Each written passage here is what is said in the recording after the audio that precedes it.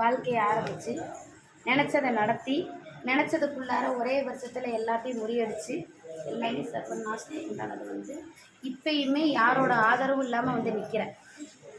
புரியுதா இல்லையா? இப்போ நீ ஒன்று நினச்சி நின்னாலும் அந்த நினச்சி நிற்கிறது கடைசி வரை நம்ம கூட வருமானு நீ நினச்சி நிற்கிற. வர்றதுக்கு உண்டான வழியெல்லாம் இருக்குது, ஆனால் மனசு உனக்கு போராட்டத்தில் நிற்கிது. சரியா? அதனோட வேலைகள் அந்த இடத்துல நடக்குமாங்கிறதே நீ நினச்சி பார்க்குற. சரியா? இப்போ யாரையுமே நம்பாமல் நீ ஒரு இடத்துல வந்து நின்னா அந்த உறவை தான் நீ இந்த இடத்துக்கு அழைக்கணும்னு நீ நினைக்கிற. அந்த உறவு தான் இங்கே வர்றதுக்கு உண்டான வழி நிற்கிது. சரியா? அந்த உறவு நினச்சி நிற்கணும்னா நீ நல்லபடியாக இருந்தால் மட்டும்தான் எல்லாமே நல்லா கொண்டு வர முடியும்.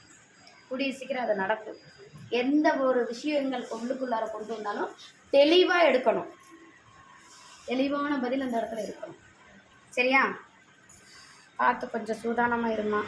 உனக்கு உண்டான வினைகள் வந்து அந்தனோட அரசன் மாண்டு மடிஞ்சு போனோன்னா நீ தான் காரணம்னு அந்த இடத்துல நின்றுட்டு சில வேலைகள் அவங்க தாய் தகப்பனார் வீட்டு வேலையிலலாம் நிறைய நடந்தாச்சு. உன்னால தான் அப்படி இருக்கும். சரியா? அதுக்குண்டான வேலையில் தான் நீ இன்னும் ஓடிட்டுருக்க. எந்த சைடுமே உன் பெற்றவங்க சைடே உனக்கு நிம்மதி கிடையாது. உனக்கு ஒவ்வொரு சொல்லுமே அந்த இடத்துல வேறு சொல்லலாம் கேட்டு தான் நீ இந்த இடத்துல வந்து நிற்கிற. அந்த கெதி இன்னொருக்கம் வந்துடக்கூடாது. பார்த்து சூதானமாக இருக்கணும். பிள்ளையை நல்லபடியாக வளர்க்குறதுக்கு உண்டான வழியை பார்க்கணும். சரியா?